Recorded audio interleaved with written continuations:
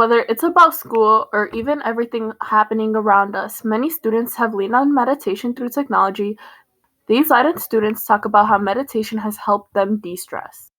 So I've been meditating for about 4 years now. I started my freshman year.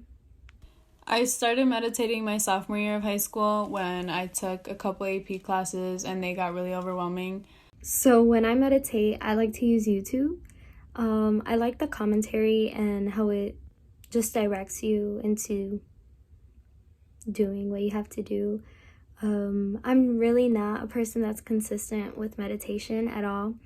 I wish I was, but I'm not. So I feel like just for starters, YouTube is great. Out of 5 stars, I'd recommend it like a 4.5 just because of the commercials. Although you can use YouTube for free meditation, there are many other apps that you can download that help you be more consistent with meditating by sending you notifications. Most meditation apps are also free, but if you want to unlock more exercises or focus on more things, the subscriptions can cost up to $12.99. Some apps include Headspace, Calm, Breathe, and Mindfulness. I was actually recommended the app called Headspace by my English teacher, Mr. B, and it really started helping me really relax and relieve some stress. I started using Oak March of last year, and I really like it because it guides you through your meditation and it has different settings, such as when you want to go to sleep or if you're just starting your day and you want to start your meditating. I would rate the Oak app 5 out of 5 stars. I honestly would recommend meditation to everyone, even if you don't feel any stress or anxiety. I think it's just a part of self care, being able to have a couple minutes to yourself and organizing your thoughts and just planning out some things. And I think it just helps you in the long run. I would definitely recommend meditating to everyone, especially if you start to feel overwhelmed or stressed out because of the pandemic or school or any other type of stress. It really allows you to clear your mind and get your head back in a positive mentality. This is Erica, Marua, and Danny signing off. The very apparent polarization in our country is making the young generation literally sick of the federal government.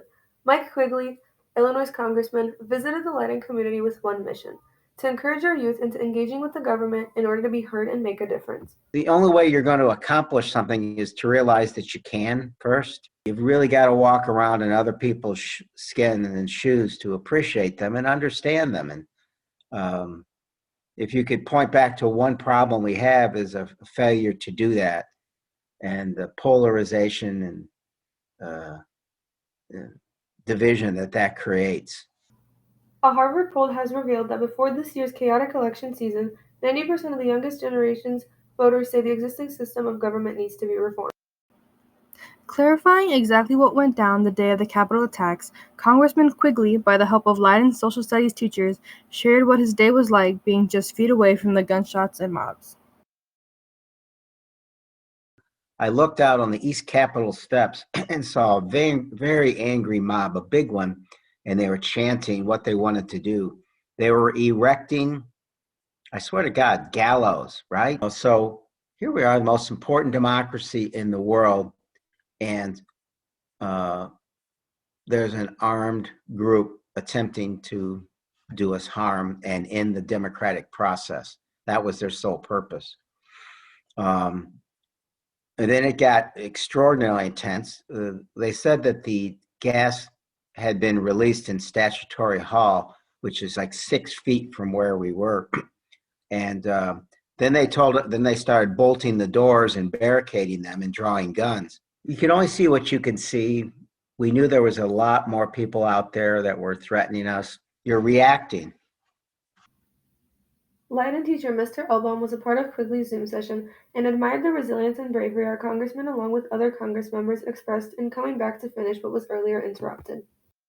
How even though the vote was delayed to certify President Biden's election in the Electoral College, members of Congress came back later that night.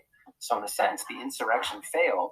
The people who stormed the Capitol failed because although they delayed the vote because Congress people and senators had to, sort of hide and search for more safe locations. That night, even late into the night, the Electoral College was still officially certified. So the insurrectionists and the seditionists didn't get their way, which I thought was pretty powerful. Although the insurrection didn't stop the electoral process, Quigley remains concerned. Finally, I guess if anyone imagines that this is over, they're mistaken. I do believe it's an ongoing trend and a threat to lawmakers and the democratic process. We have a lot of work to do. Reimbursing on his earlier thoughts, Quigley invites students to join efforts with the government and speak out. That's the easiest way to get what we want out of our government. Leiden 2 helps students reach out and be a part of our government. Mr. Album alluded to a few instances where Leiden students were directly involved in campaigns or in elections. Democracy is not a spectator sport, so we really encouraged our students to do not just learn about government, but be an active participant in government, because it really is supposed to be open to all. So the social studies department is committed to helping students find opportunities to, again, not just learn, but also to do. Beauty of it is, if you take the time to talk to your elected officials, things can happen. And just listening to the world that people are experiencing and what we need to do to help them. We hope you guys accept Congressman Quigley's invite and start engaging with our government to make a difference. For this Eagle Update, this has been Claudia Molo, Paulina Wazak, and Savannah Torres. For the past 10 months, some Leiden students' friendships have deteriorated because of COVID, while others have gained some positivity and relief out of it.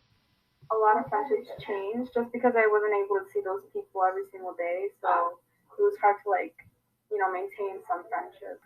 The fact that, after this year we might not see each other again definitely takes a toll on your friendships. The social strain of lockdown, while hopefully short-term, could have some long-term effects on some friendships. Honestly, it just showed you who was real, because if you made it out of the pandemic, it just goes to show that you're a real person, you're going to be there regardless to anything. According to BBC News, evolutionary psychologist Professor Robin Dunbar states, friendships can deteriorate very quickly if you don't invest in them. It probably only takes about 3 months. The roots of our friendships, he says, lie in the social lives of non-human primates. This goes to show that the main reason humans have lost friends during the pandemic is because of being in our homes for so long. It hurts sometimes, losing friends. It's not easy, but, you'll get over it eventually. As much as pain as you're going to go through, it'll get better. If you lost them as a friend, then it's not that it wasn't meant to be, but maybe you have a chance to find better friends now, so look at it as something positive. Honestly, just move on. There's no point in dwelling in it. People will come and go. It's all about what you do with that. For the Eagle Update, this has been Savannah, Lisha, Darla, and Mary signing off.